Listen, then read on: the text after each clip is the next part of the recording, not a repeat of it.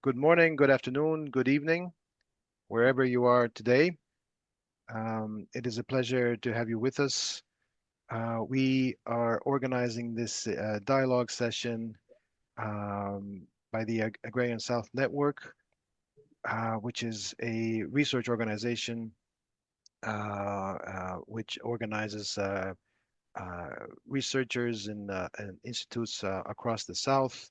It is like a tricontinental network. We are dedicating our dialogue today to the question of Palestine. It is entitled Palestine, Solidarity and National Liberation Today. The events in the region are changing very rapidly. We are here to express our solidarity with the Palestinian struggle and with the struggles of all the peoples in the Arab Iranian region. We have a stellar group of speakers and commentators today. We are very honored to have you all with us. I will briefly introduce you all to our public, and then we can just start with the presentations and comments. Uh, our first speaker, Suhasini Ali, is a senior CPIM leader and former Politburo member, also former president and current vice president of the All India Democratic Women's Association, IDWA, and also a former member of parliament from Kanpur in the state of Uttar Pradesh. Wala Akaisiya is a professor of Middle East Studies at the Northwest University in the People's Republic of China. She has written widely on the politics of gender and sexuality in relation to the Zionist occupation and the Palestinian liberation struggle. Rita Coitinho is the General Secretary of Sebrapaz, the Brazilian Center for People Solidarity and Struggle for Peace, an affiliate of the World Peace Council. Rita writes widely on world affairs and Latin American integration. Gwaza Kamata is senior lecturer of political science at the University of Dar es Salaam. He is co-author of the biography of Julius Nyerere, Development and Rebellion, and associate editor of our journal, Agrarian South. Prabhat Patnaik is professor emeritus of Jawaharlal Nehru University, where he taught at the Center for Economic Studies and Planning since 1974. Professor Prabhat Patnaik is a leading economist, a foremost theorist of imperialism, and we are very pleased to say a stalwart supporter of our network. Helia Totagi is a legal scholar from Iran who is former research associate at Yale Law School, where she was deputy director of the Law and Political Economy Project until recently. Helia has been at the forefront of resistance in the United States against the genocide in Palestine, for which unfortunately she was suspended from Yale Law School recently. Helia, you know that this network will always be your home. Welcome to this conversation today. Sabato Yamsen, unfortunately, he was not able to connect today, but we will bring him on board for a future dialogue. Um, Max Ayo is a research fellow at University of Ghent and Meckham University of Tunis, is an associated researcher at the Observatory for Food Sovereignty and the Environment in Tunisia. He writes on Middle East politics and environmental and agrarian questions. He's also an associate editor of Agrarian South. So without further ado, I invite Comrade Subhashini to present her thoughts on the current situation. Please.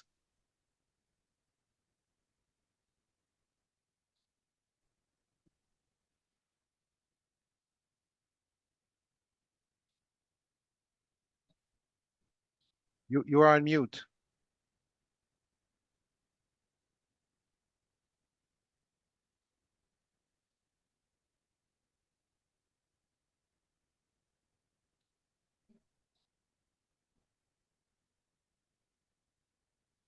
Mhm. Hello. Hello, hello, hello.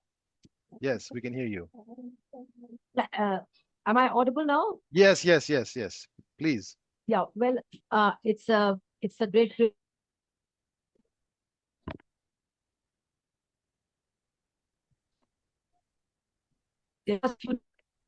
The situation has just worsened so much with the attack on Iran by Israel.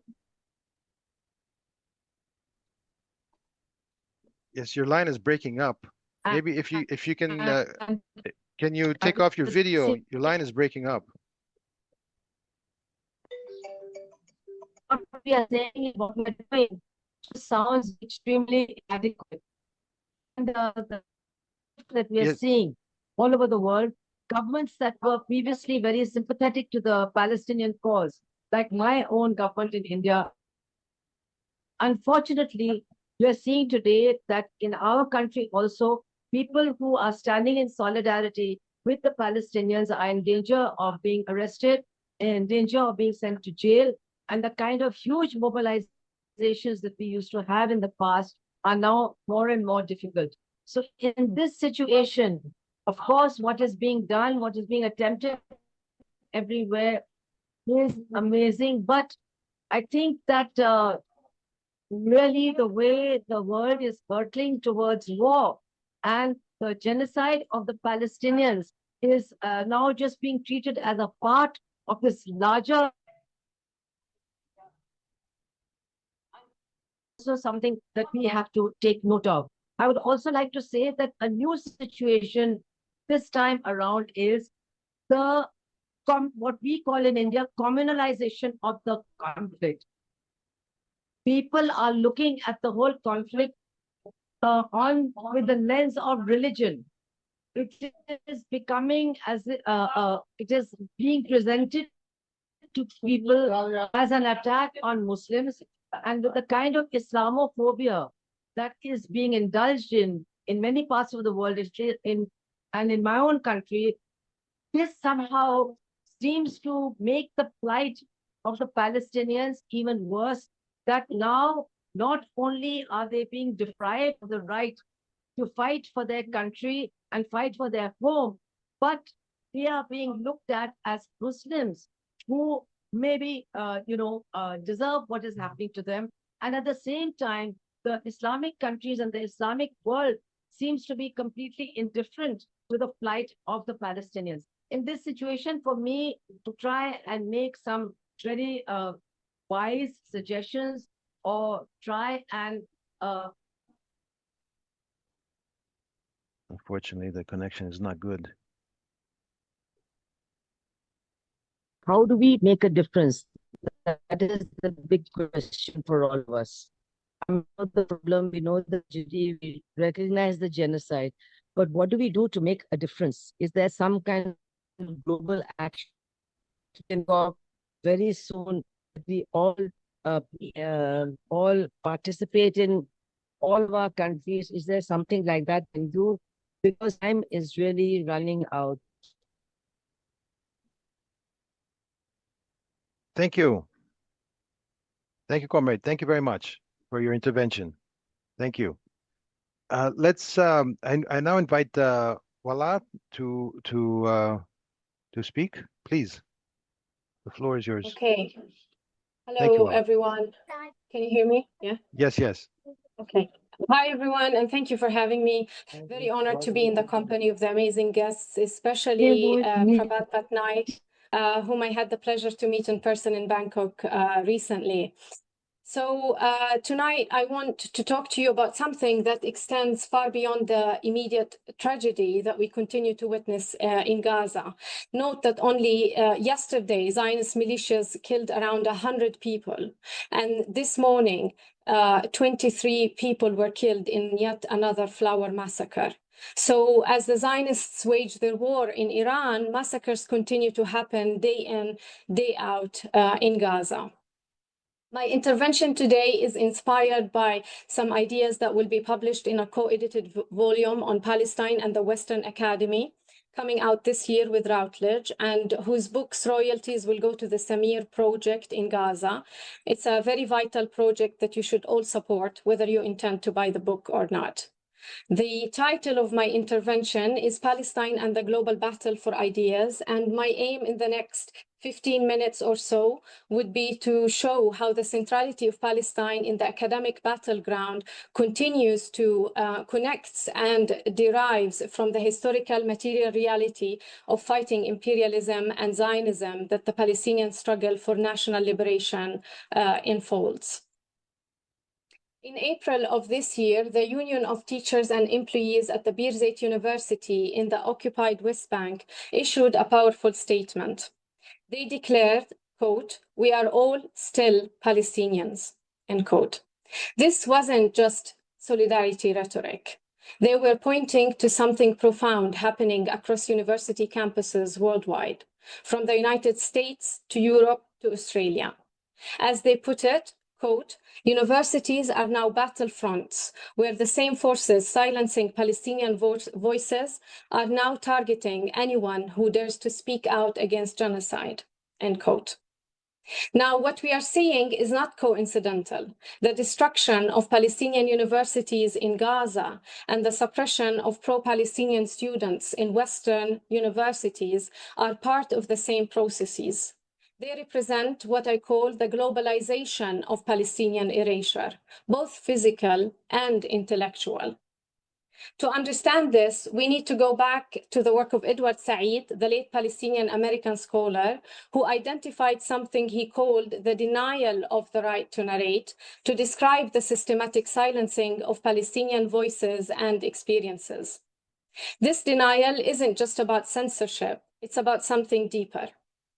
For over 75 years, Palestinians have been told that their story doesn't matter, that their experience of dispossession isn't real, or that it must be filtered through anti-Semitic frameworks that ultimately justify their erasure. This is a clear exemplification of what scholars call epistemic violence, which in my view is best summed up by Vandana Shiva as she identifies epistemic violence in its fourfold functioning: violence against the subject of knowledge, the object of knowledge, the beneficiary of knowledge, and against knowledge itself. But how does this work? Let's delve into the master narrative in action. We've all heard the phrase, "a land without a people for a people without a land," the old Zionist slogan about Palestine. This wasn't just propaganda. It was what Said called Orientalism, a way of certain knowledge about the Orient that justified European colonial domination. Orientalism is essentially the systematic production of ideas that portray non-Western peoples as backwards, uncivilized, or simply non-existent, making their conquest and killing appear natural and even beneficial. This knowledge production serves a very specific function. That is, it reproduced the material interests of first British and later US-led imperialism. Imperialism means the system by which powerful nations from the north extract wealth and resources from the Arab-Iranian region in collaboration, of course, with local compradors via wars, sanctions, support for fanatic takfiris. Now, Zionism has been the perfect tool for imperialism. As Theodor Herzl himself told his then British allies, the Jewish state would serve as, quote, "the rampart of Europe against Asia, an outpost of civilization as opposed to barbarism," end quote. Today, as the German Chancellor admitted in an interview regarding Zionist aggression on Iran, Israel is doing the dirty war for us, he proclaimed. The arrogance with which the West wages its genocidal wars and thinks that it can get away with it through usage of complete propaganda, like spreading women's and LGBT rights, as we have seen through the very disturbing Piers Morgan interview a few days ago with Professor Said Marandi. This arrogance incarnates Western epistemic supremacy, that is, the dominance of a minority group's way of knowing and explaining the world over the majority. In Palestine's case, Zionist narratives achieved supremacy not because they were truthful, but because they serve the needs of imperialist powers who control global knowledge production. Now, here's where it gets particularly insidious. Even some of those who position themselves as allies of Palestine often reproduce these same patterns of epistemic violence. Let me share an example here, which I always draw upon, but I never get tired of emphasizing it. It's an important point, so you have to bear with me. So after October 7th, prominent feminist scholar Judith Butler wrote a widely circulated piece condemning what they call, quote, the terrifying and revolting Hamas massacre, end quote. Butler then proceeded to lecture Palestinians about the moral necessity of nonviolence and the cohabitation framework needed with their colonizers. They argued that true justice would require groups like Hamas to disappear before the occupation could end. What's remarkable here is how Butler's call for Hamas to disappear comes before their call for the occupation to end. This isn't a discursive accident. It reflects what happens when liberal intellectuals approach Palestine through abstract theoretical frameworks rather than listening to Palestinian voices and understanding Palestinian resistance within its historical context. What such analyses enable and perpetuate is a psychosocial entrapment of the Palestinians, meaning they're expected to participate in the dismantling of their own history, to accept and adopt liberal bourgeois frameworks and the solutions they propose for framing and conducting their struggle. And you can refer here to an excellent article by Max Eyl on Palestine and the Ends of Theory, showing the problems that such anti-Zionist analyses perpetuate in the way they sidestep national liberation and the theory of imperialism. Now, if writing stories as Palestinians was an act of resistance, as he put it, quote, stories with the much-needed talent for life, end quote. Before his martyrdom in December 2023, he wrote, quote, if I must die, let it bring hope. Let it be a tale, end quote. Then there is Basil al-A'raj, killed by Israeli forces in 2017.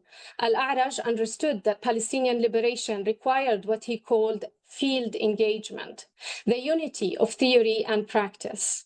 He warned against what he called sofa-bound intellectualism, the tendency of academics to develop abstract theories disconnected from the lived reality of struggle. For Al-A'raj to be an engaged intellectual,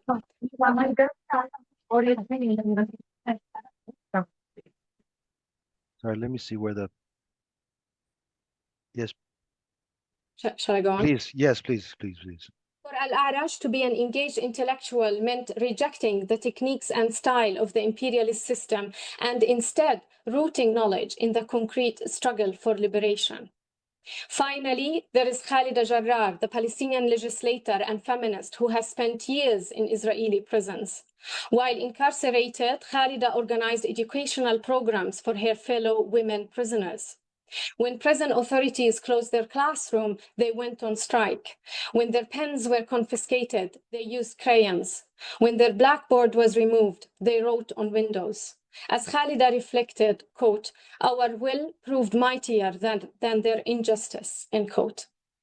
And she also said that the prisoner's struggle incarnate the challenge that the colonized face in the framework of the two wills, the will of the freedom fighters and that of the colonizers. Khalida then tells us that the will of the freedom fighter she advocates for is inspired by the freedom fighter Domitilla Chongara in Let Me Speak. Khalida says, we, the Palestinian women prisoners, also say, let us speak, let us dream, let us be liberated, end quote. These engaged intellectuals remind us of what Fidel Castro called the battle of ideas. Speaking at a Venezuelan university in 1999, Fidel said, we are defending a trench of ideas. He understood that the struggle against imperialism unfolds simultaneously at the economic, military, and ideological levels. Today, as we witness the mask of Western liberal democracy falling under the rubble in Gaza while supporting Zionist aggression on Iran, we can see clearly what Fidel meant. The same values that claim to champion human rights and democracy reveal themselves to be entrenched in what our colleagues at Birzeit called the long arch of fascism in history. So what does this mean for us? Whether we are in universities, in our communities, or simply trying to understand our world, we have a responsibility. Palestinian epistemic disobedience challenges us to ask ourselves, is the self-determination and liberation of Palestinians whose humanity is denied under US-backed Zionist colonial domination the premise of our intellectual and political activity? This isn't just about Palestine. As the Birzeit statement reminds us, we are all becoming Palestinians because the same forces seeking to erase Palestinians are now targeting anyone who challenges imperialist domination worldwide. The Palestinian struggle for the right to national liberation is ultimately a struggle for all of our rights to understand our world truthfully, to resist the master narratives that justify capitalist exploitation and violence, and to imagine and create a more just future for the south of the world. The ethos of Palestinian epistemic disobedience should inspire all of us working in academic institutions and organizations, particularly those based in the Western core, which have laid bare their complicity in fascist repression and their political obedience to Israel's settler colonial project, even in its most genocidal manifestation. Palestinian resistance compels us to resist these processes and uphold our responsibility for intellectual re-engagement. This means moving away from what Edward Said called the jaw-shattering jargonistic postmodernisms that now dot the landscape, and instead returning to scholarship based upon the premise that human beings make their own history. This task is enormous. It requires discipline. It requires political will. But most importantly, it requires us to understand that Palestinian liberation is inseparable from the broader struggle against US-led imperialism. Palestinian resistance is part of a long tradition of national liberation movements that have challenged this system, from Cuba and Venezuela to Vietnam and the People's Republic of China. In defending Palestine today, we defend revolutionary tradition that dares to imagine a world beyond empire. Thank you, and I will stop here. Thank you, Wala, for this very important and moving intervention. Thank you so much. I invite Rita to present her thoughts, please. Hello everyone. Good morning, good afternoon, good evening. I would like to thank Professor Paris for the opportunity to be here talking to you. And also I would like to express my concern and solidarity with our friends in Iran and Palestine, both under attack. You can hear me well? It's a bit muffled, but can you speak closer to the mic? Okay, because it's here. I will try to speak louder. Okay. Let me say that I would like to address two issues. Israel's permanent war as a strategy of existence, its character as a U.S. enclave in the Middle East, and the configuration of the Zionist regime as a colonial enterprise. Then I will make some considerations about how these are reflected in my country, Brazil. The last European colonial project underway, the expansion of Israeli territory under Palestinian lands, completed 70 years, with the expansion of territory originally earmarked for the construction of the State of Israel by United Nations Resolution 181.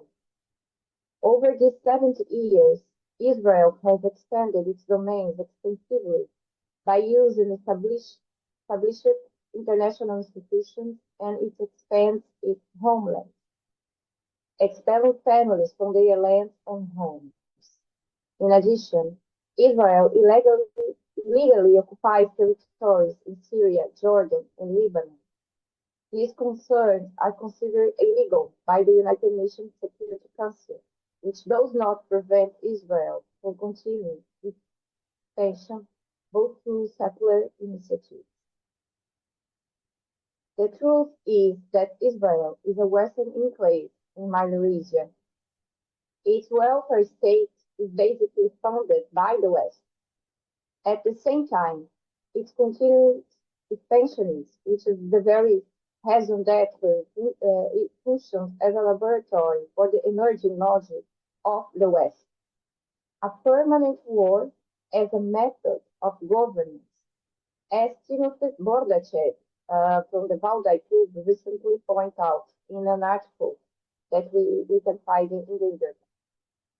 As he put it, since early 2023, the Israeli establishment has fully embraced this idea. In this sense, conflict has become not just a tactic, but a way of life, a way of behavior. Its leaders no longer see peace as the goal, but war as the mechanism for national unity and political survival.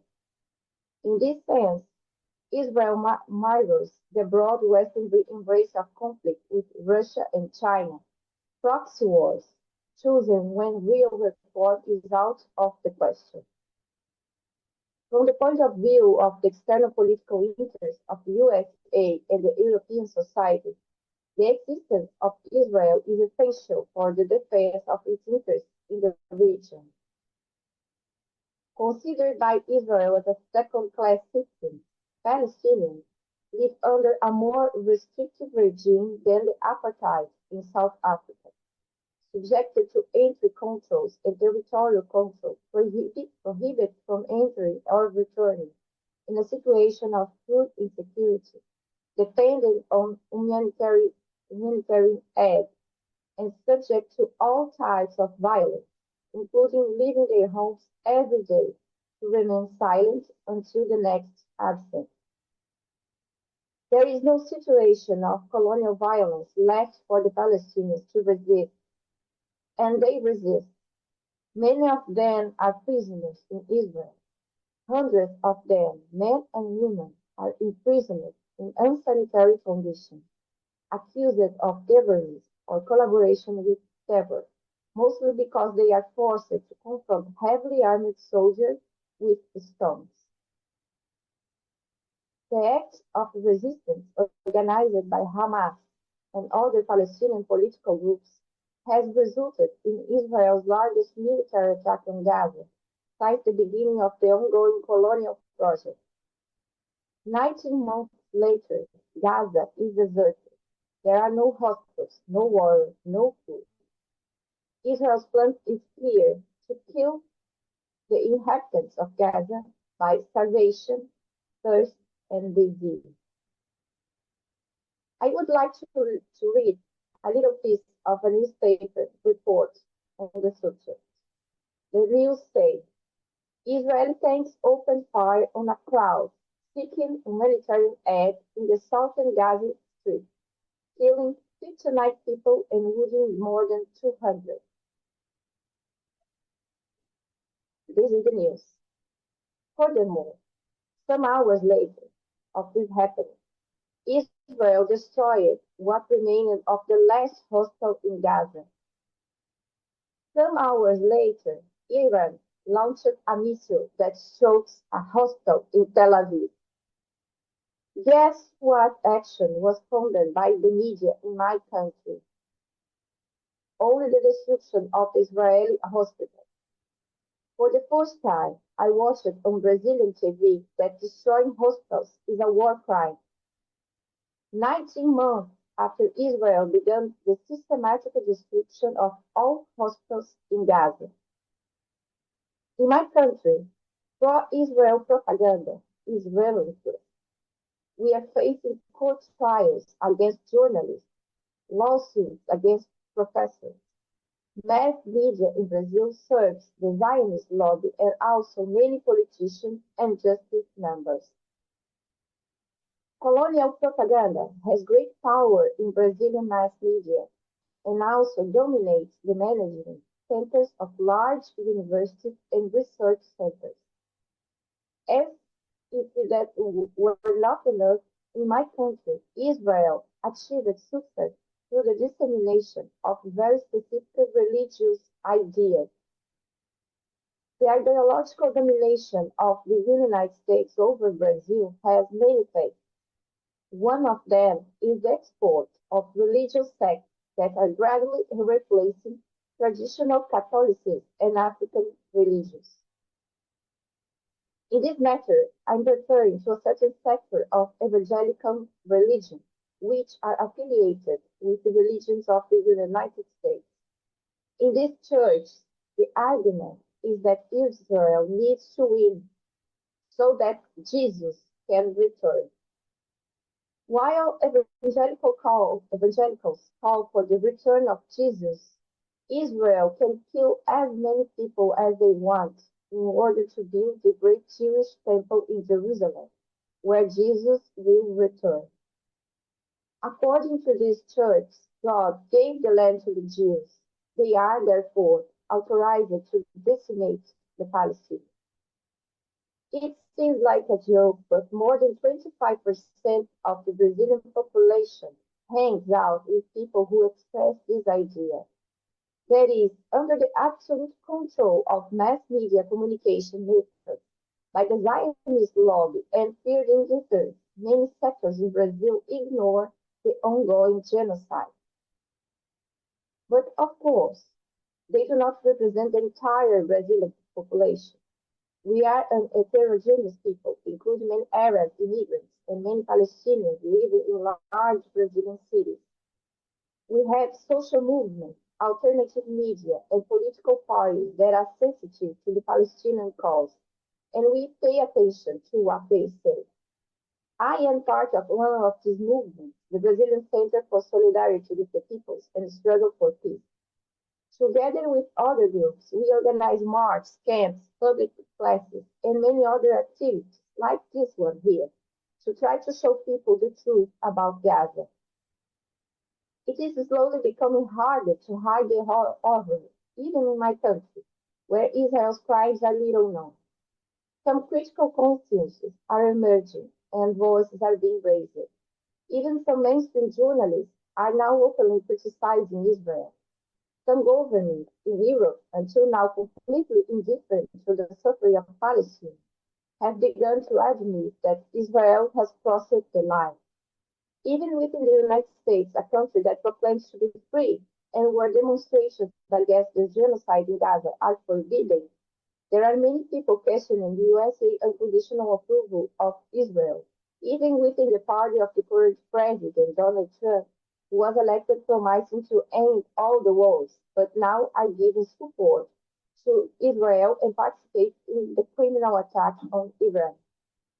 Palestine is the very moral issue of our time.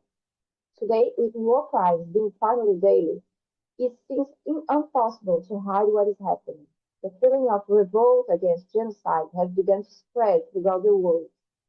Because it is impossible to hide over, step by step, the governments and corporations that support Israel apartheid policy will lose ground. The continuity of the colonial project has been massively questioned, as well the case during South Africa's apartheid. In this case, Palestine is the main political, ethical, and moral dilemma of our time. It is necessary to speed up this process, and as such, we must be ready to fight against the world's largest war machine, the USA, the very guilty state, as it is the state that supports Israel's action. Here in Brazil, we must demand that the government break off relations with Israel. It is necessary to overthrow a regime in all its forms through political isolation and economic alienation. We cannot accept that the Zionist machine war subsists at the expense of our countries. This war machine is now turning in attention to Iran, initiating a full-scale confrontation, sometimes with the illusion of overthrowing the Iranian government and molding it according to its interests. Some in the West Jerusalem may dream of reshaping the Middle East, reshaping the region through force and fear.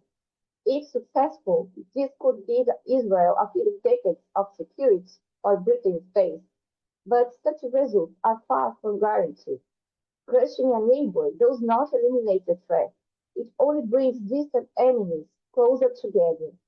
The most Israel will achieve in this war, if it seeks the USA unconditional support, is to turn Iran into a jungle country with a population down to poverty and thrown into the chaos of ethnic struggles, just as the USA did in Libya. There is no peace possible without war, and Israel knows that. It knows the consequences of destroying a country the size of Iran, and it invites a new war with the same impetus that the Palestinian genocide continues, to maintain the state of permanent war, to control its own people, and drain the world's wealth to support its existence. I stay here for we to have time to the debate, and thank you very much. Thank you, Rita, for this very important statement. Thank you. I invite Kamata, please, Kamata. Okay, thank you, Paris, and thank you, the first three speakers. My intervention is reflections on what I call a state-led solidarity versus what I call people's led solidarity and their contradictions between the two. And I'll be reflecting on our experience in Tanzania on solidarity. And I would like to recall and share with some of with my colleagues the fact that in Tanzania, historically, in particular after independence, we had a progressive state when it comes to positions and support for national liberation in the continent and support of other causes against oppression, colonialism, and all other forms of domination in the countries of the South. And it is within that context that Tanzania, since 1973, took a very open, very strong support of the Palestinian question and their right to land and right to self-determination. So since 1970s, or before that, if you have to factor in Tanzania's support for national liberation in Africa, immediately after independence, and that continued up to 1990s when apartheid South Africa was freed from a white minority rule. So Tanzania, in relation to the Palestinian question, had a very clear principled position in support of the Palestinian question. And that's what I call a state-led solidarity. Why was it a state-led? Because the state was in solidarity with the Palestinian people, and it also even invited the Palestinian Liberation Organization, PLO, to have an office and gave it a status of an embassy, 1973. So all organization and mobilization for the support of the Palestinian question in Tanzania was organized and mobilized by the state or by the ruling party, which was the only party in Tanzania, and through its affiliated, what they call mass movements, affiliated party organs, youth, women, and others. So solidarity was organized in that way. So it was state-centered. There wasn't any, I would say, independent forms of organizing and mobilizing support outside the realm of the state, except for the university. And I would want to suggest that in Tanzania, apart from the state-led, the only space where independent organization could be organized was at the university, and by that time, it was the University of Dar es Salaam. It is at the University of Dar es Salaam that some committees in support of liberation movements, liberation movement in Southern Africa were formed. And in this case, we have in mind the Liberation Committee for Southern Africa. And there was a Tanzania Palestine Solidarity Committee, which still exists. But the founders of that organization were based at the university. So what I'm suggesting here, apart from the state, most of the organizing of solidarity were led by the state, with the exception of the University of Dar es Salaam, which had enjoyed some freedom of organizing such kind of solidarity, and others that I will not mention. But in this particular case, I have mentioned the Tanzania Palestine Solidarity Committee. So that's the first point I wanted to share. And this continues up to the 1990s. And in my view, after the Oslo Accord, that's 1993, the state in Tanzania started to take a backseat in terms of organizing and mobilizing support for the Palestine people. And lobbying started to normalize relations between the state in Tanzania and Israel, because prior to 1973, Tanzania and Israel had diplomatic relations, and they had so many comparisons immediately after independence, but they ceased in 1973, and there were any diplomatic relations. So after 1993, lobbying started, and in 1995, the relations between Tanzania and Israel were normalized. But from 1995, when the state was slowly taking a back seat, not coming into the front in terms of the support for the Palestinian question, that is when various organizations, people-based organizations, were coming up openly in support of the Palestine question. From 1995 up to 2007 or 10, the state will tolerate such kind of self-organized, people-centered support for the Palestine people. And some of the question, whenever something was happening, Israel bombing, Israel attacking the Palestinian people in different sites, the people demanded some kind of accountability to the state of Tanzania, because it was behaving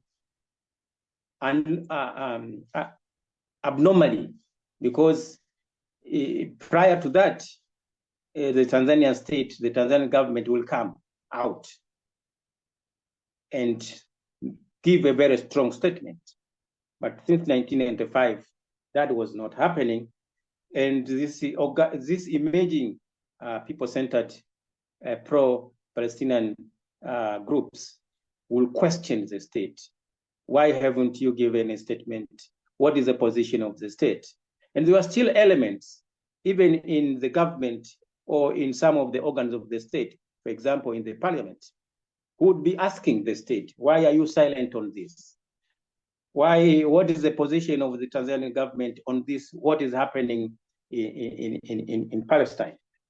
So there was still some space where people will question, and the state will still tolerate organization of self-organized support for the Palestine people. But when the state was withdrawing its support, open support for the people of Palestine, because the society was also getting polarized in terms of, because prior to that, when the state was in the front, the society looked united in terms of their support, overwhelming support for the Palestinian people.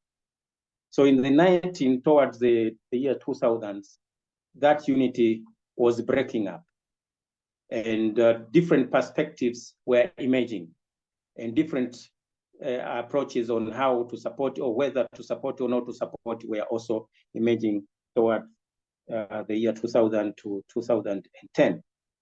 And that is when some groups, the Palestine question, were associated, or was it seen as a religious question, and it was attributed to Islam.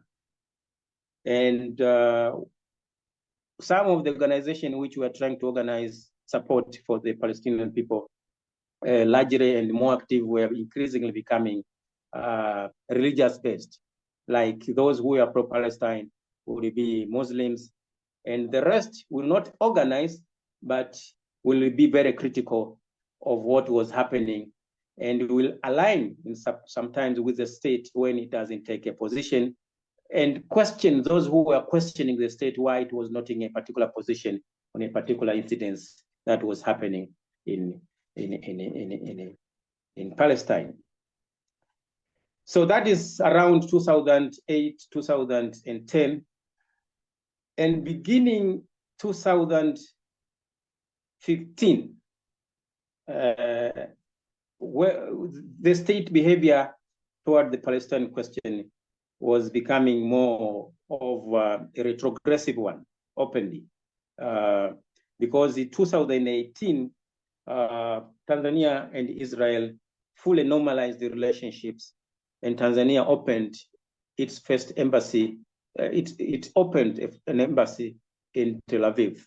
So we have an embassy in Tel Aviv. And since then, the state has not been taking very clear position on what has been happening before and what is happening today. And it's not bold enough to take any clear and open position, either on the side of Israel or on the side of the Palestinian people. But people try to organize, try to mobilize support and solidarity, to show solidarity for the Palestinian people. But this time around, the behavior of the state is different. Since the bombing and the genocide in Palestine started, those who have tried to organize and mobilize support have not been allowed. The state has intervened to stop them from showing open support and expression of solidarity with the people around the world who are in support of the people of Palestine against Israel. And arrests have been taking place. Interventions have been happening to diffuse any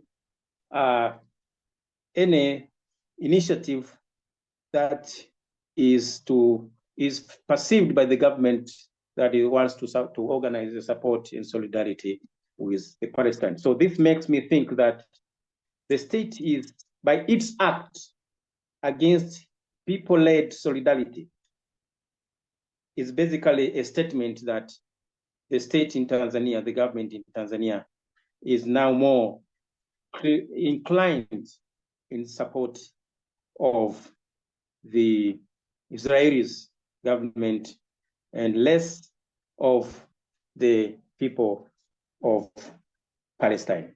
So what are we left with this kind of developments? And particularly for a country which have a very rich history in terms of supporting liberation movement in Africa and elsewhere in the world, and the Palestinian question.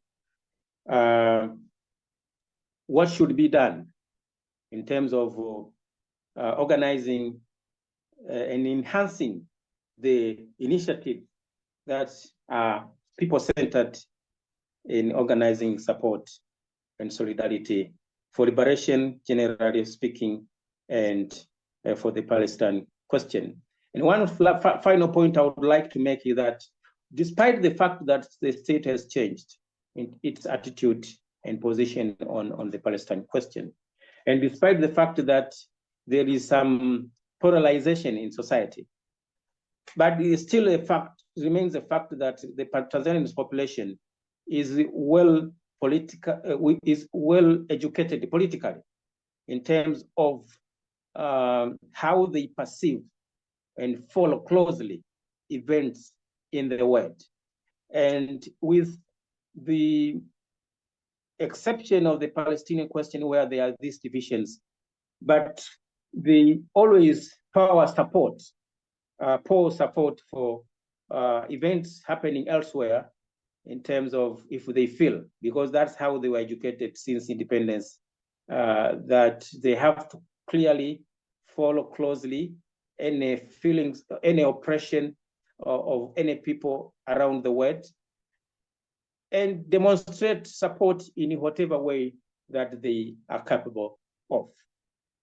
But of course, as I have stated, the state in Tanzania is increasingly becoming hostile to such kind of organization. So I wanted to share this experience in Tanzania and what it tells us of what is happening when it comes to what we took it for granted, that our countries were in support of the Palestinian question and the state were behind that kind of support.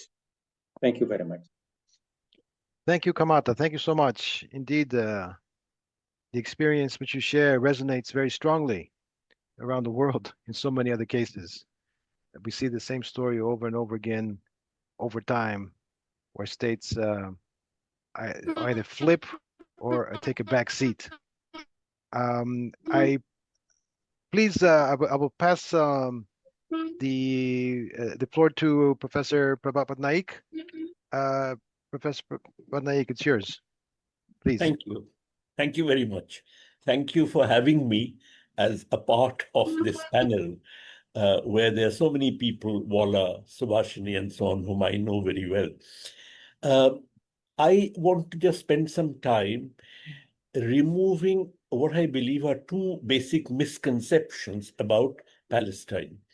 The first misconception is that the idea of an Israeli state in the region that is Palestine arose because of the Holocaust. That basically the Jews were being discriminated against in Europe, were being eliminated, and therefore they all migrated to the region of Palestine, and a state had to be created to accommodate them.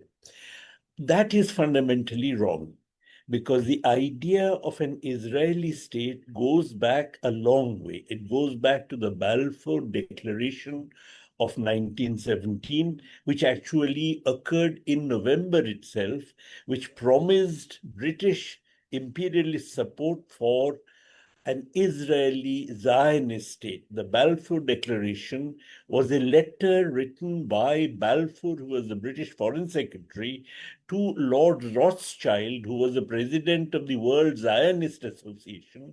So it was actually a Zionist imperialist alliance, long before the Holocaust, that had actually planned a settler colonial state in the region that is Israel. Therefore, it's a classic case of settler colonialism, which is promoted by Zionism, but with the support of imperialism. When British imperialism withdrew somewhat from the scene after Indian independence, after the collapse of Britain's Asian empire and so on, then you had US imperialism stepping in. And US imperialism has supported Palestine through thick and thin, has supported Israel through thick and thin since then. So, the basic point is that this is a settler colonial project. The second misconception is that the settler colonial project, there's a fundamental difference between a settler colonial project of the sort that occurred in the 19th century and the settler colonial project today. In the 19th century, imperialism was dominant. In the entire period, let us say, from the Napoleonic Wars to the First World War, imperialism was absolutely dominant, unchallenged. There were, of course, occasional revolts against it, but fundamentally, it was the most powerful force in the world.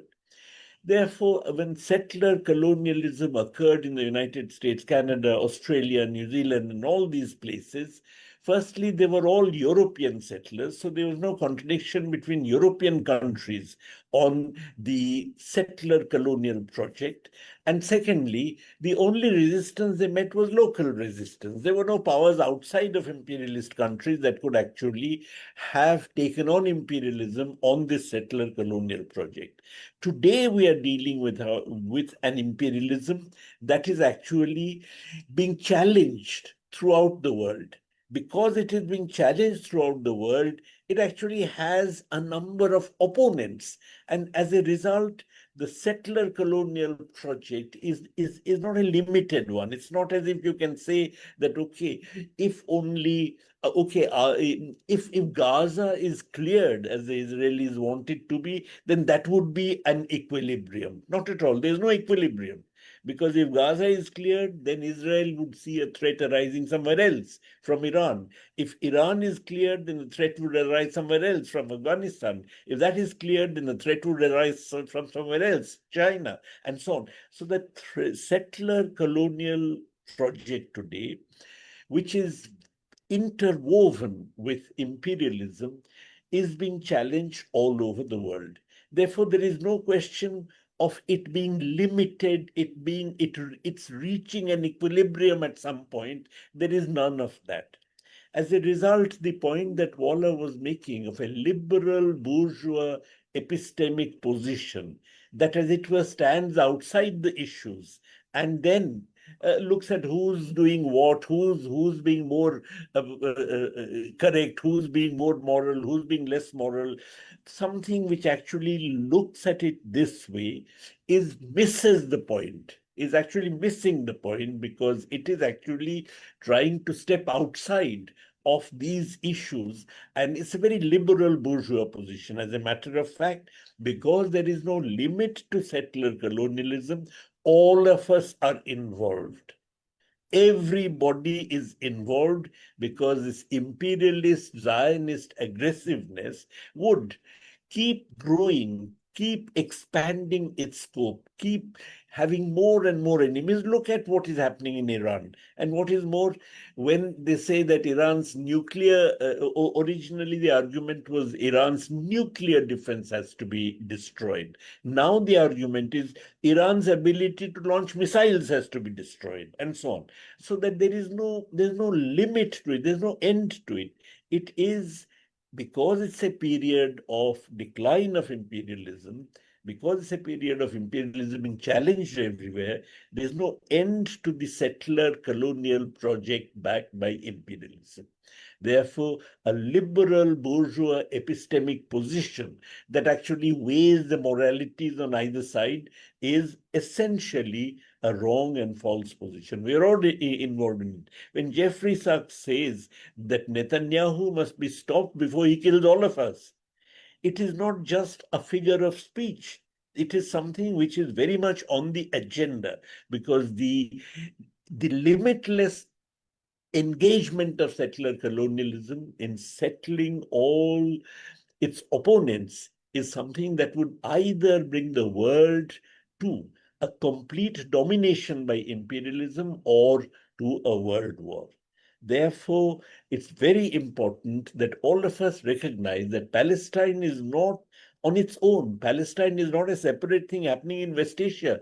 Palestine is something that affects every one of us. All of us are basically involved in this. And therefore, it's very important that all of us do whatever we can to mobilize world opinion against it, to mobilize the democratic forces against it. And I would suggest that basically we can think in terms of two immediate demands around which we can mobilize opinion, we can mobilize the democratic elements. One is the suspension of Israel from UN membership as long as the genocide lasts. And the second is the immediate admission of Palestine into UN membership. I know that this, of course, the US is not going to allow. This, of course, is something which is, but I think these can be,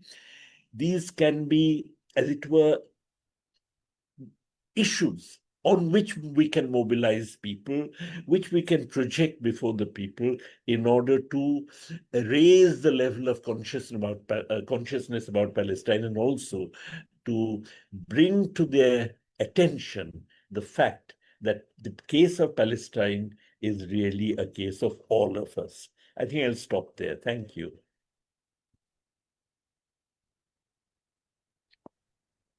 Thank you, Professor Patnaik. You hit the nail on the head. Settler colonialism has an insatiable drive to conquer, and especially today, there's nothing that will stop it unless we do something about it. It will not stop in Gaza. It will not stop in Iran. It will not stop anywhere. Thank you for that, for giving us the context, the historical context, and the systemic perspective on this. Let's move now to the commentators. I invite Helia to give us her own perspective on this changing situation, and especially the events now in Paris, Iran. I'm just Please. trying to, I just like you to know that I'm back online. I've been offline for a long time because of bad network. So I'm Great. back here, and if you want to comment, I'm ready. Okay, Anytime. thank you. Helia, please. Thank you very much. Thanks for having me here. I think I was asked to talk about what's happening in Iran over the past week. Today is the 8th day of the Israeli aggression against Iranian sovereignty. And I think the brilliant contribution by the speakers provided an excellent historical and geopolitical framework within which I can situate the ongoing Israeli aggression. So what I'll do, given the very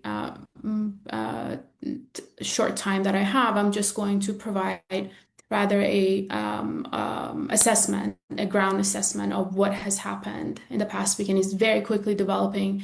And so I think it's important to shed light on what is happening beyond the mainstream media narrative. So that's what I'll be doing in the next few minutes.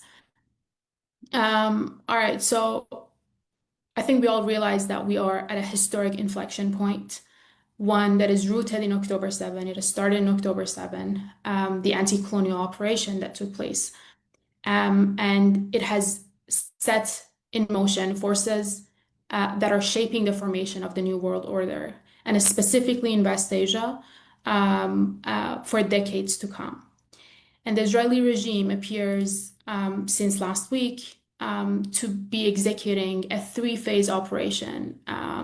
That's how I'm understanding this as it unfolds in real time. A three-phase operation against Iran.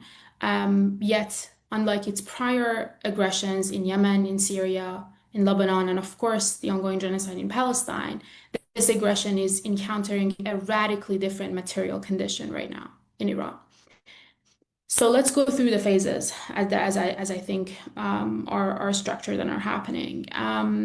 So the first phase of the operation was designed to target command the structure and inflict a widespread terror on civilians by exploiting the element of surprise.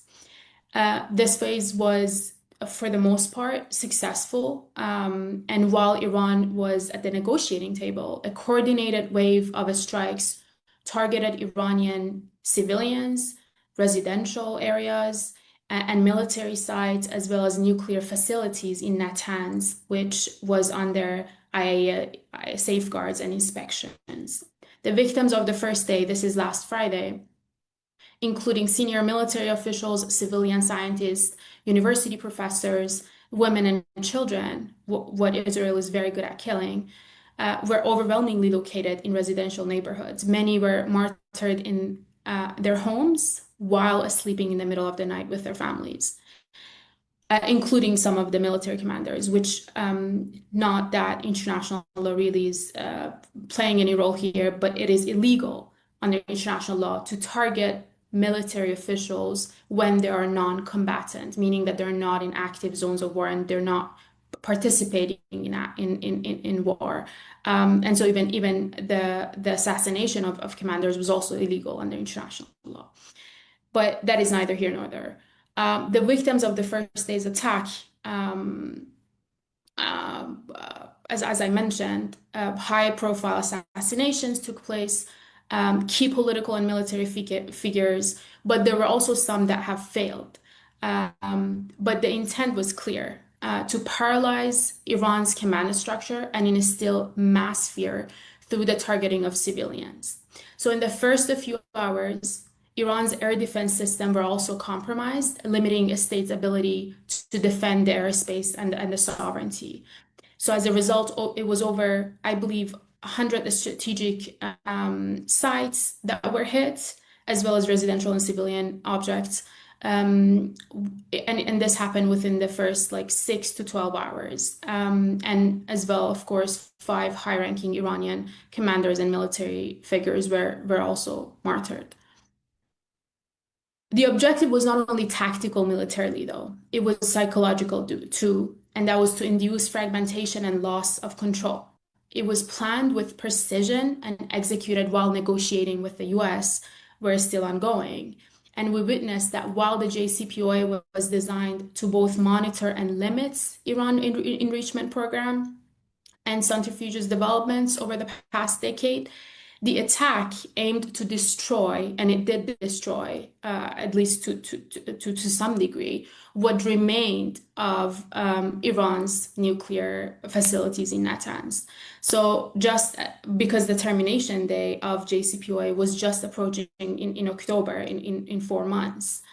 And so effectively, in October, it was we were supposed to have a removal of the legal basis for reimposing previous sanctions on Iran. And what we see is in this point is that how negotiations, both under the JCPOA and as it was being held right now, have worked hand in hand with military coercion to contain and disarm Iran. And for 10 years, that was done through the agreement. And as we were moving towards the end of the termination of the agreement, the military aggression, it was as if it was a division of labor, right? Sanctions, containing and disarming, negotiations and an agreement, under duress, and then going ahead with full military. What was significant, however, even though it was the first phase was significantly successful, was how it was the first miscalculation of the enemy, and it was the depth of Iran's revolutionary infrastructure, because it led within a very few hours. It was less than 24 hours. The command was restructured, air defense was restored and taken back, and offensive capacity was activated. The first round of missiles were firm, were calibrated, and they were targeted important military objectives. And they passed through multi-layered interceptions within the most advanced military equipment of the collective West. This immediately disturbed the enemy's strategic assumptions and revealed the readiness of the state of Iran, and that it has spent decades preparing for this defensive strategy, and for precisely this very moment.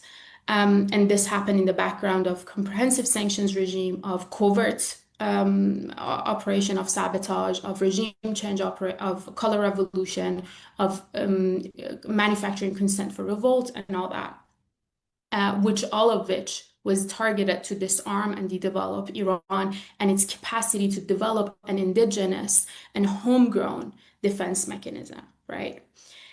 And so phase 2, this was phase 1.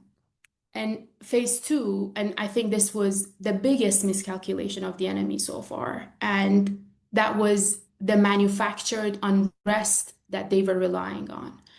This stage of the operation hinged on provoking internal chaos, attempting to incite civil unrest through a coordinated campaign of Mossad-linked operation. They've been the infiltrators and Mossad agents have been they're being arrested as we speak, and they're operating as we speak as well, right?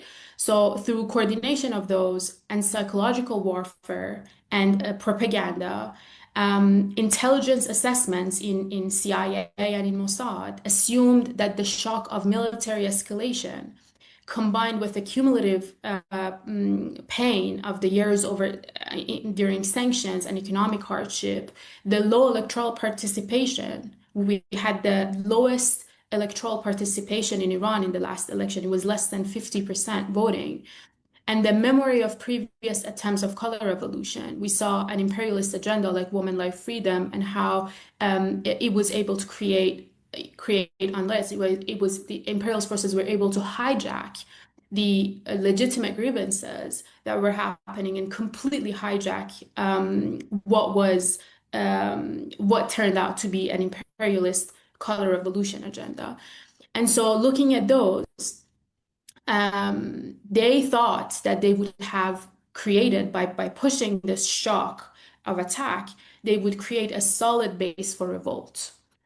These calculations were further emboldened by recent setbacks experienced across the resistance front, right, including the successful regime change in Syria and the assassination of key leaders such as Sayyid Hassan Nasrallah, Yahya Sinwar, Haniya, and others.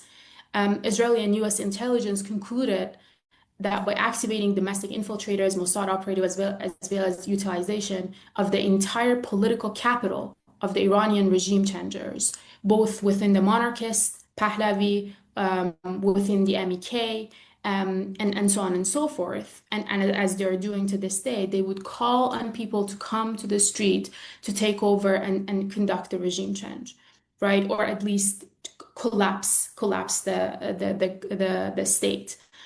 And so they would exploit the public anger. They were counting that the public anger could be redirected against the Iranian government, which would then be blamed for provoking this aggression that is happening right now. They were relying heavily on the kind of political confusion that they have previously managed to cultivate under sanctions and covert operations inside Iran. Yet, what we have witnessed over the past week is astonishing, and it is precisely the opposite of what they were hoping to achieve in this case. Rather than fragmentation, the Iranian response has been marked by deep national cohesion, solidarity, and popular mobilization and unified defiance in the face of foreign invasion. This reaction, and I can talk about anecdotes and personal experiences of what is happening on the ground to this point. But this reaction is rooted not merely in Iranian nationalism, but in a revolutionary and civilization consciousness that has preserved a culture of resistance and united the people across class, political orientation, race, and gender. The nation has rallied around the flag, quite literally, and Iran emerged from its 1979 revolution and the Western-backed Iraqi invasion, not only politically transformed, but as we see, socially reorganized right now. And this is anchored in religion. This is anchored it is rooted in the land, and it is sustained by a living memory of anti-colonial struggle that Iran and Iranians carry within them. So despite its internal contradiction that were very, very, very heightened and very sharp, right? The Islamic Republic continues to draw its strength and resilience from this foundational legacy in the revolution and the resistance that were emboldened in war in the face of Western-backed Iraqi aggression. And I believe the failure of the second phase so far has posed challenge, let's say, among other factors, there are other factors too in this, to the materialization of the third phase to this date. That is not to say that the third phase will not take place, but to say that it's been challenged at least, right? And that is the full-scale military escalation through direct U.S. involvement. And I just want to clarify this, that this is an American war that is being waged, as Prabhat just brilliantly explained. The Zionist entity is the military base of the United States in our region, and it is operating as such, right? And so these are American weapons, these are American funded wars, and there are American commanders and chiefs that are operating this in the war room as well. So, but by no means do I want to confuse that U.S. is not involved. U.S. is driving this war against Iran. However, the direct public acceptance of intervening directly right now is going to come at a cost for the United States, and I'm going to talk about it. So that was the third phase, right? The U.S. direct involvement. But the declining American empire is effectively unable to sustain its war through its proxy force in the region. That is one contradiction that the U.S. is facing right now. And its material capacity to project force globally is not like before anymore. And we're seeing that in real time with Iranian defense capabilities and the way that the past week has unfolded in terms of Iran's capacity to hit military targets. And a friendly amendment to what was earlier said as well, Iran has been, unlike the continuous war crime, mirroring what is happening in Gaza over the past week. We've seen war crimes time and again in Iran on a daily basis against civilians and civilian objects. But in response, Iran has a stick to its targeted military objectives, very much aiming to collapse both the military capacity of the Zionist entity to attack Iran and to sustain the genocide, and its economic lifeline.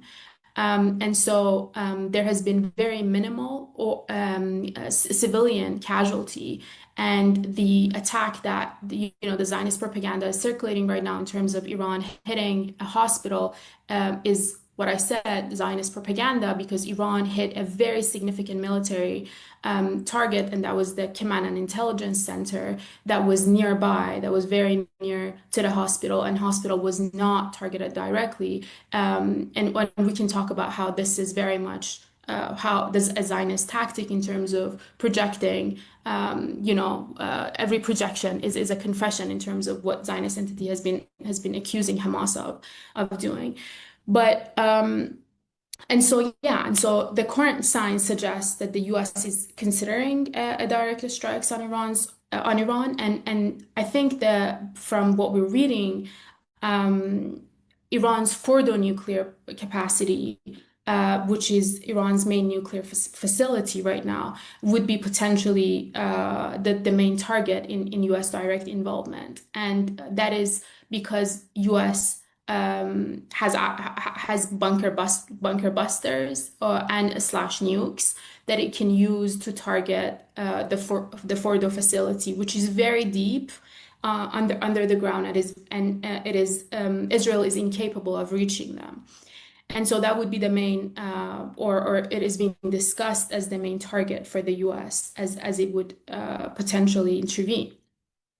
But the military failure of Israel, including the collapse of its Iron Dome system, has underscored what Israeli officials themselves have framed as an existential war in which Israel's existence depends on the destruction of Iran, right?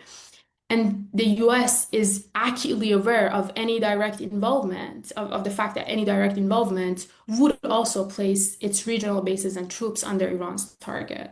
And meanwhile, Iran continues to maintain a strategic ambiguity.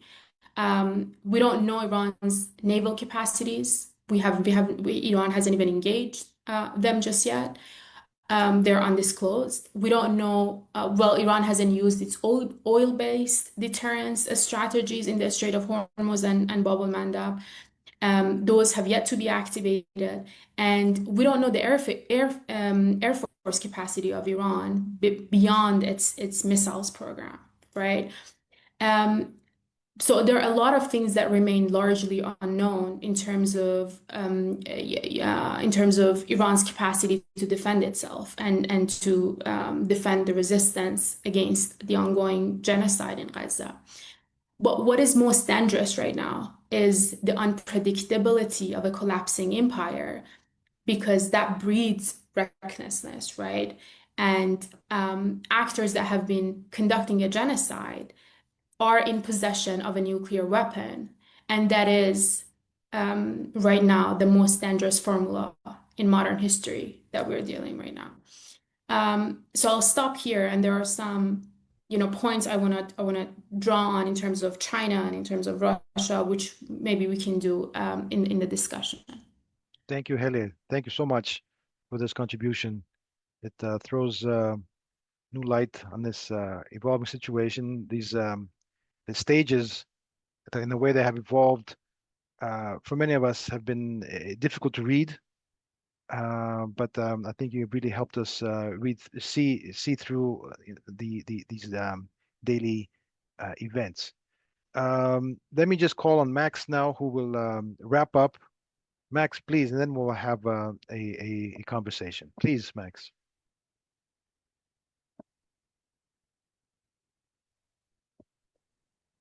What? Where's Max? Yes, I'm Yes, here. Max. Yes. Hi. Hi. Thank you to our distinguished contributors for their contributions. Honored to be in their company. Lots of long time comrades. So I'm gonna restrict my remarks to two things. One is about the nature of contemporary imperialism, and one is the organization of defense at the political level against contemporary imperialism.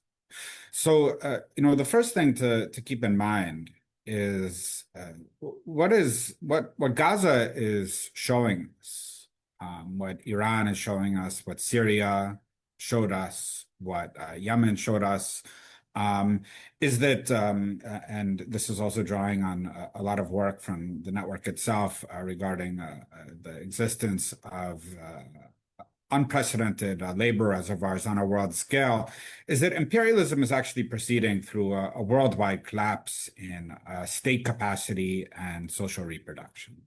Right.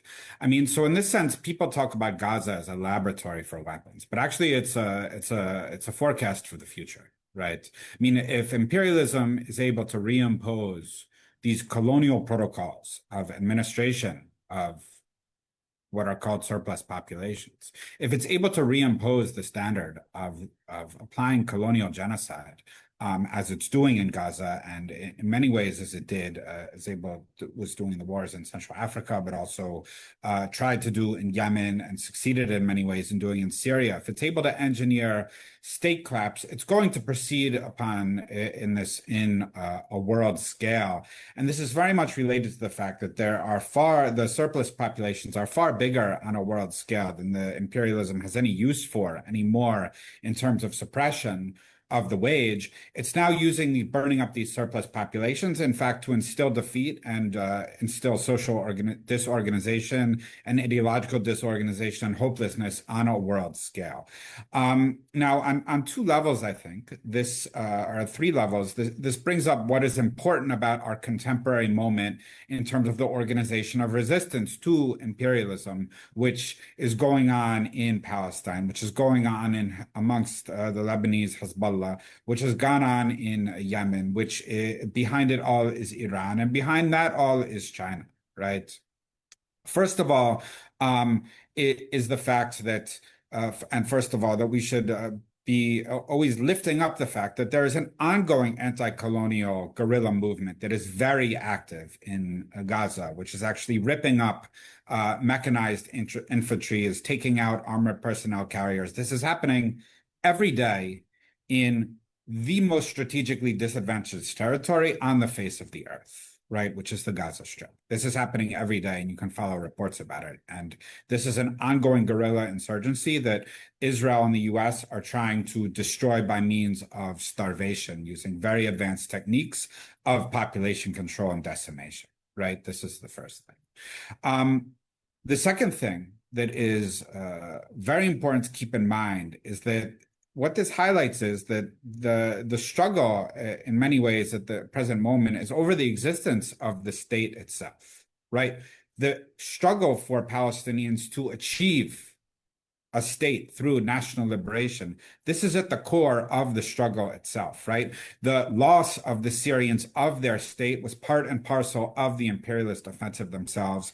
What the Yemenis did was carry a very classic Jacobin-style revolution after a sustained people's war in the highlands of Sa'adat, 6 wars, and then marched into Sana'a and took state power in 2014, right? What they did was they took the state and then they defended the state against a Saudi American onslaught. And then they redefended the state again against an American onslaught, where the struggle is actually to achieve state collapse again in Yemen. And of course, the Syrians, again, in the face of an imperialist onslaught, including very advanced techniques of weaponized interdependence and sanctions, were not able to defend their state against the US onslaught. So this brings out very clearly the state is a critical terrain, both in its achievement or defense for working class social reproduction on a world scale.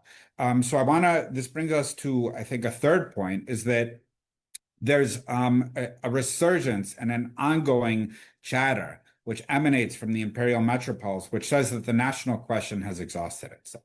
Right. This is a recurrent theme within the opportunist left, that it should be that every national state is in fact a potential latent or actual sub-imperialist state, or that the national question is unimportant, or the social or ethnic contradictions internal to national level social formations need to be attended to over and above the national question, that the political sovereignty regime is unimportant. And I think, of course, this tells us quite the opposite, right? That not only is the national question the question that is activating world opinion on a world scale, but the national question is necessary for the achievement of further processes of social liberation. But those forces that are defending the national question or the national liberation struggle of the Palestinian people are able to do so precisely because they took the national question seriously and either sought to achieve a populist bourgeois revolution, as in Yemen, or a populist revolution, again, in the face of imperialism, as in Iran, or for that matter, acting behind the scenes in concert with, in fact, national and communist revolutions, which were achieved in North Korea, which is the East Asian backbone of the military capacity of the armed resistance, or the communist revolution, the communist and nationalist revolution, which took place in China, which again is the financial backbone in many ways of the anti-systemic bloc in the Arab-Iranian region or West Asia. And so this brings to this, what I want to just conclude upon by stating is that what this makes very clear is that in the face of all sorts of revisionist narratives, we have to insist that these questions posed 100 years ago about the conquest of state power, about the need for achieving political sovereignty in the world system, the need for anti-colonial struggles, the need for the nation state as the necessary, although not sufficient, basis for the struggle against colonialism and then neocolonialism. All of these are critical to inform our political practice in the present moment, and we need to be pushing back aggressively over against at the theoretical level, as what I was pointing out, the ideological level, in the trench warfare of ideas against people trying to suppress these crucial these crucial arenas of struggle at the level of thought. So I will stop there, and thank you very much. Thank you, Max. Thank you for that. Indeed, this is the structural moment. Defeat at this point would mean defeat for all the working people of the world, especially the South, and a heavy setback in the 21st century for the causes which we defend. We will come back to all our speakers But let's see if there's questions from our audience, from our friends here in the room, in the Zoom application. I see we do have um, a number of people who might. I see Taha. Taha, would you like to share your thoughts? Since Subhashini was not audible earlier, if you want to ask her to come in at this point and then open it up. Yes. Comrade Subhashini, would you like to come back at this point?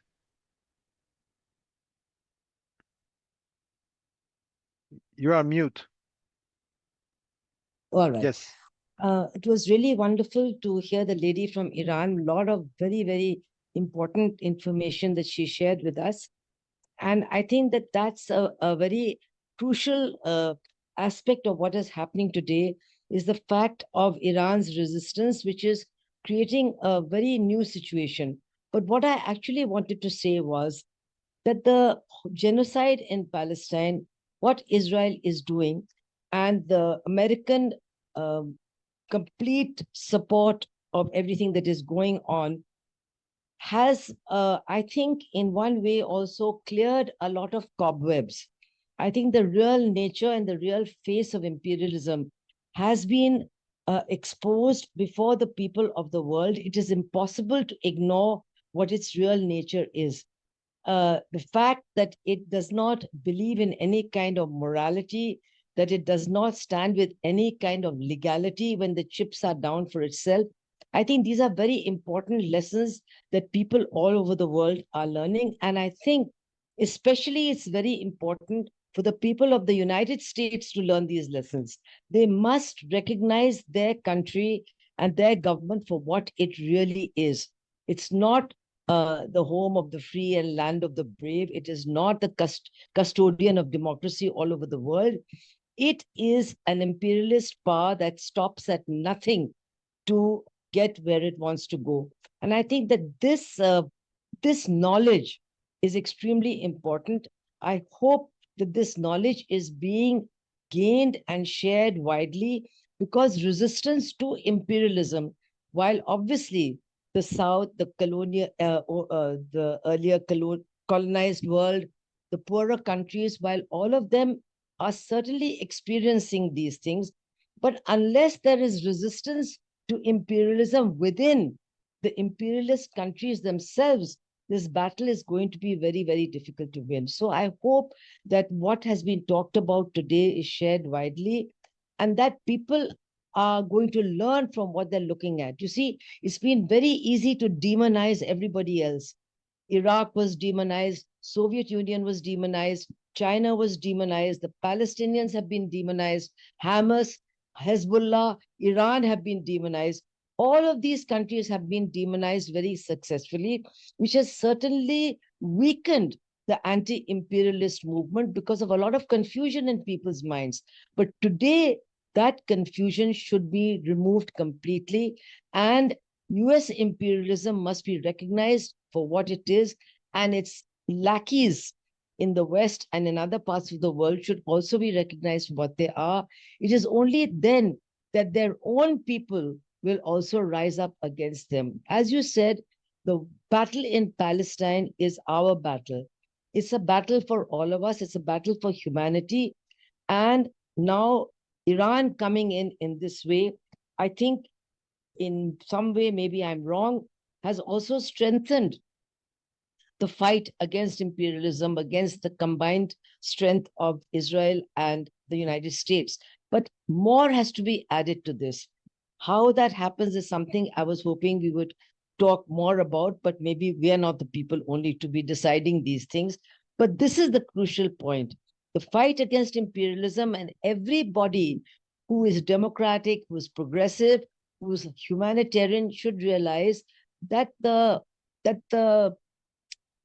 test for any government, any politician, any person is, are you with imperialism or are you against imperialism? I think that is the question that has now come center stage. And that is what we should all be talking about. I hope it is not too late to save what is left of Gaza. I know they are fighting back.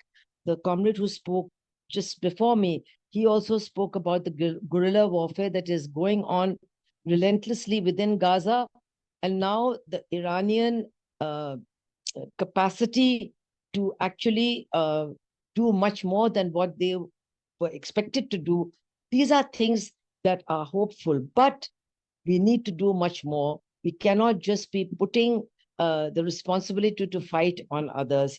This is our fight. This is our battle. How we join it is what is going to be very important. That's really all I have to say. Thank you for giving me the opportunity. Thank you so much. Thank you. We will come back to you before we close as to everyone else. Taha, would you like to add something? And thank you so much, Paris. Am I audible? Yes, yes. Okay. I want to first thank so much for the very insightful interventions by all the distinguished anti-imperialist scholars. For my turn, I want to raise a rather provocative question here. Look, as this is a time of solidarity and discussion about it and about the shortcoming of the solidarity with Iran, together with other resisting nations across West Asia. As an Iranian anti-imperialist, I have to call this out. To us, the Western leftists and Marxists have basically abandoned Iran for decades. And when they do pay attention to Iran, they ended up siding with regime change narratives that serve imperialism. Now it's more obvious than ever. And the US and Zionist aggression targeting Iran, including our nuclear facilities, the US is mobilizing its war machine toward Iran, discussing either the largest bombs they have is enough or they should use nuclear bomb to target Iran's nuclear facilities in Fordo and Natanz. But where is the solidarity? Where is the Western working class? Where is the socialist organizations? Where is the anti-capitalist and other like movements of peoples of color in the US particularly, but across the West generally? We see almost nothing except a tiny handful of real anti-imperialists here and there. It appears to me that the notion of working class internationalism and solidarity is hard to defend in this current juncture. But here's the thing, it's not just the West. What about the third world? Haven't they abandoned Iran too? Where is the solidarity from the global South? I mean, as it was some discussions, particularly regarding the limitations and political suppression in Tanzania by our one of the contributors. But what we mostly see is the support from the Muslim world, not from the working class across the global South either. And I have to call this out as well. Even the third world Marxists didn't even recognize Iran's resistance to imperialism until very recently. And that's mostly thanks to the agrarian South Network and some other collectives that contributed on this discussion. But look at what's happening now. Iran, together with the resistance forces from Yemen to Lebanon to Iraq, is the leading force against genocide and imperialism. So still, we don't see real solidarity beyond social media posts and small groups and networks. Just I don't want to talk so much.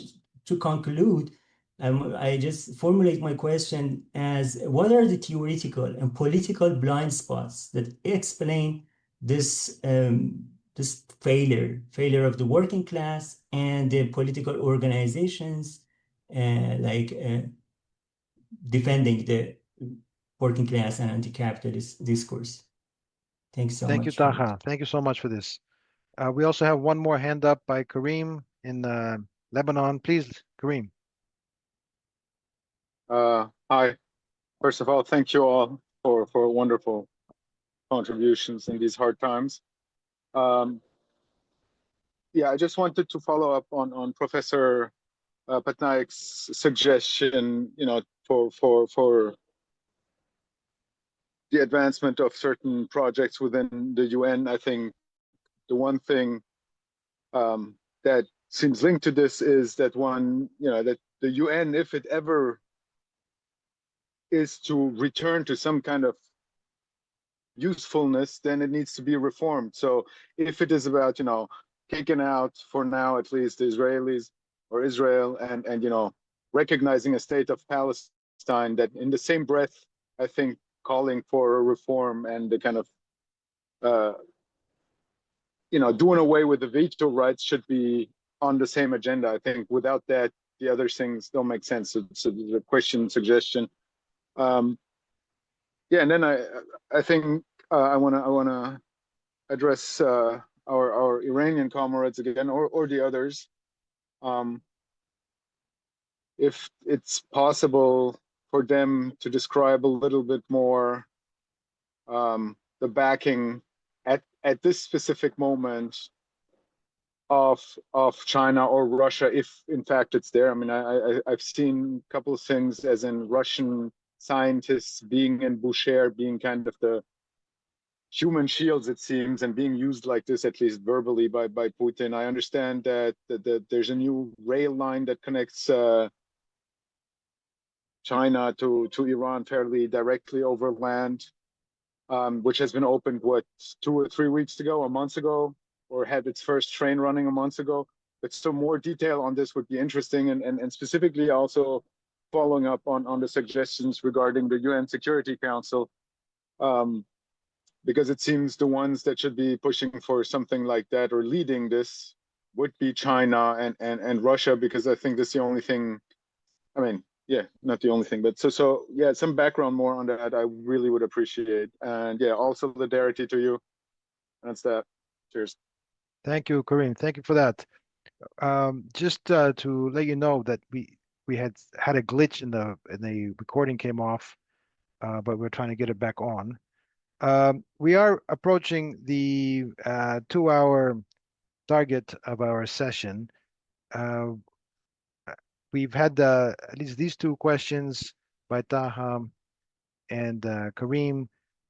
We can go back now to our contributors. We can go into reverse order. I also saw that Helia had her hand up, but Helia, we can start with you. We can go in a reverse order, and Max can also at the end wrap up. Okay, so maybe if we have 3 minutes each to bring further thoughts to these questions and to the conversation that we've had. Please, Helia, we start with you. Thanks. So I think I'm going to share some thoughts on the China question. And I've heard this a lot and read a lot about this in terms of, like, people asking about where is China or Russia. And there are a few points that I think are important here to note in responding to those questions, who are also dominantly also come, at least from what I've experienced, from friends who are located in the north and in the core, right, in the imperial core.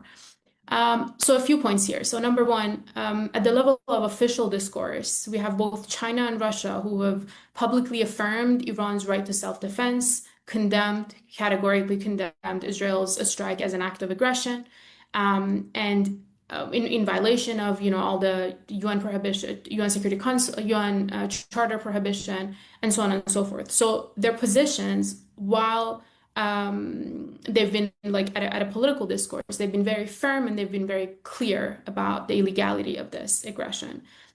And second, unlike Israel, which functions explicitly as a proxy to the United States, Iran has not in fact requested military intervention from China or Russia publicly. And Iran's strategy remains firmly rooted in autonomous, homegrown defense capacity. And to expect Beijing or to Moscow to intervene militarily uninvited is to misunderstand both the regional balances of power in West Asia and also how Iran engages with its allies, right?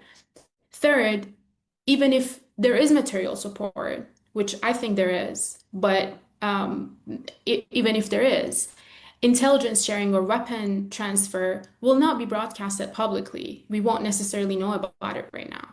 And a strategic depth is not always, performative. It doesn't need to be performative right now.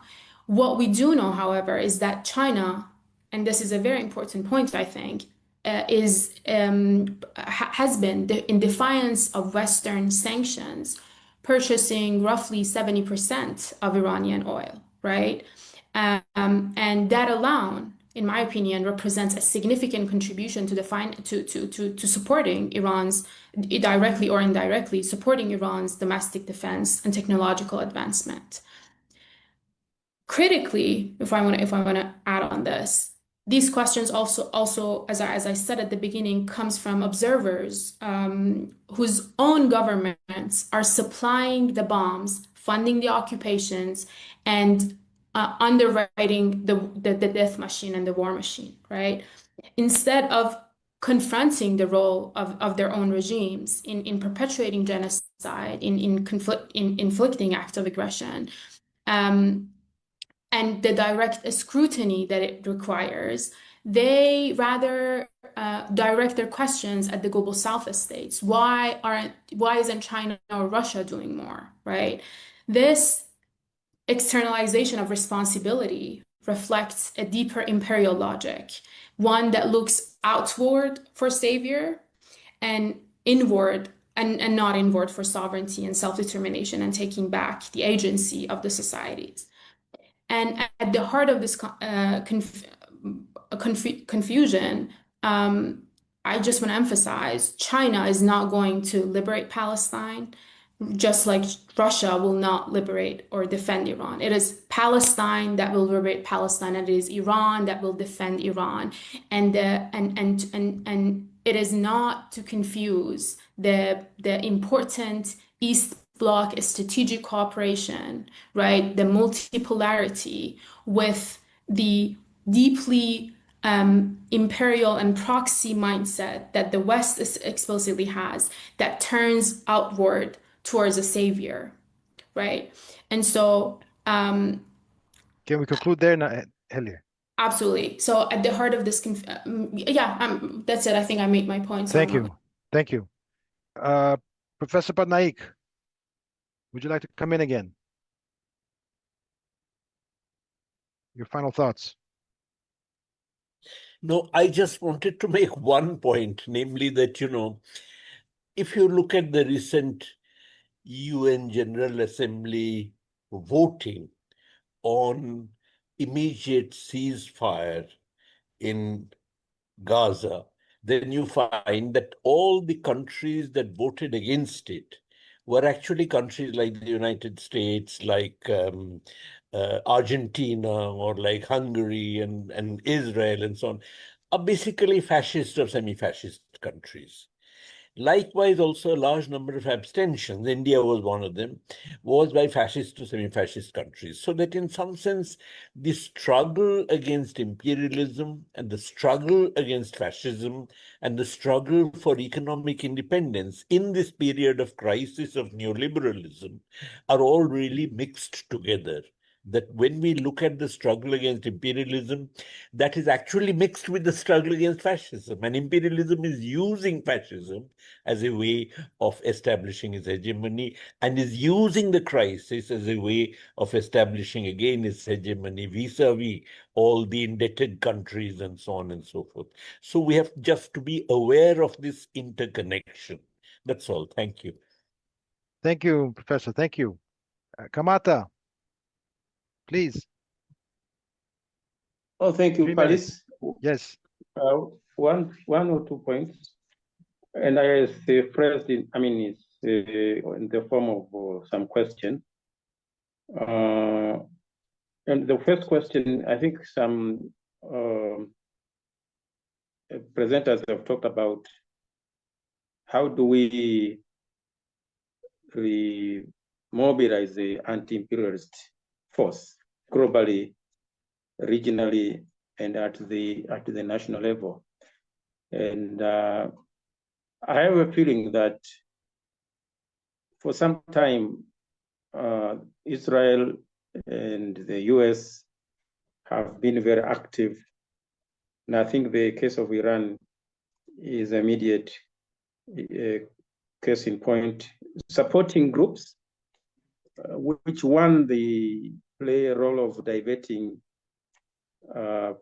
masses of people from paying attention to oppression and providing hopes for solutions through, for example, a support of the new evangelists promising a better future through prayers.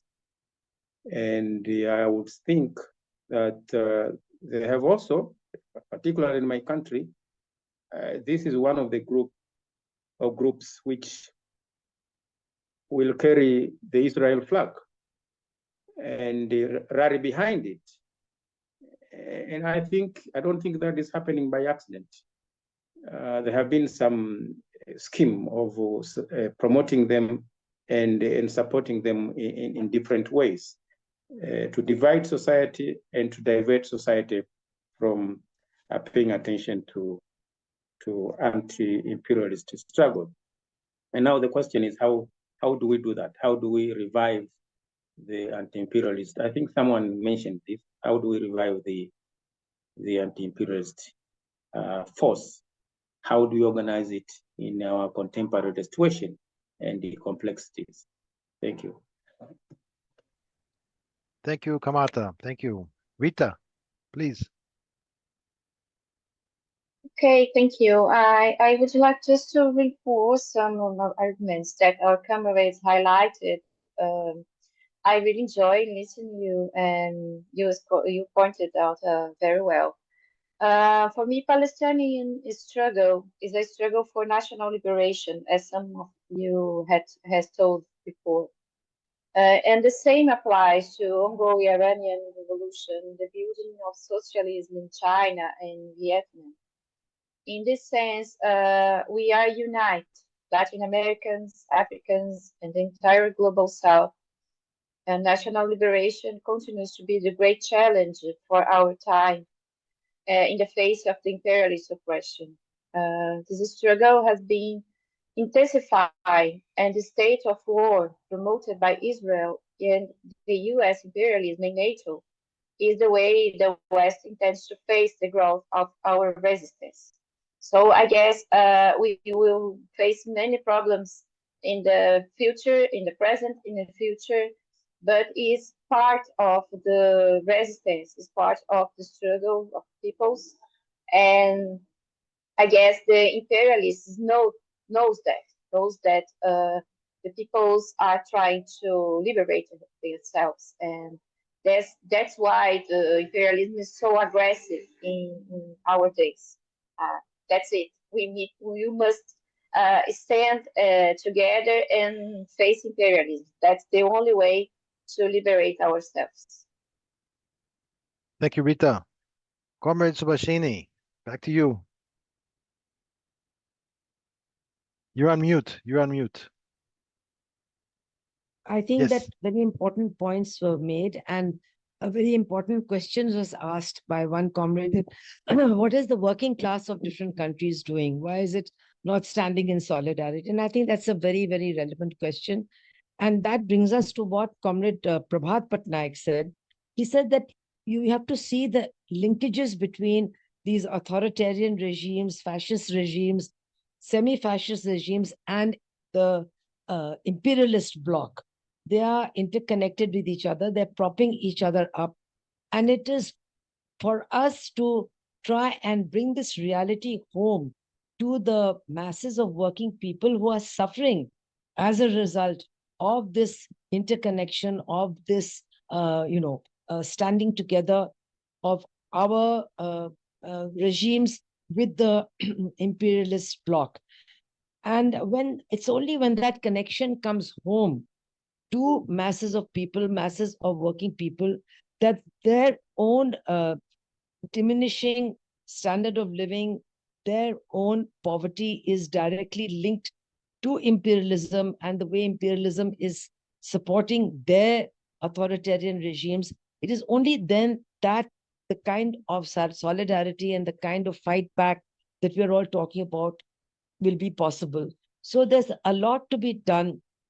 It's not enough just to stand and slogan here, but we have to, it's a real tragedy that the left in so many countries, especially in the advanced countries, advanced capitalist countries, the left has faced such terrible setbacks and been hollowed out. But some of that anti-fascist, anti-imperialist tradition of the left worldwide has to be renewed, has to be strengthened to face the challenges of today.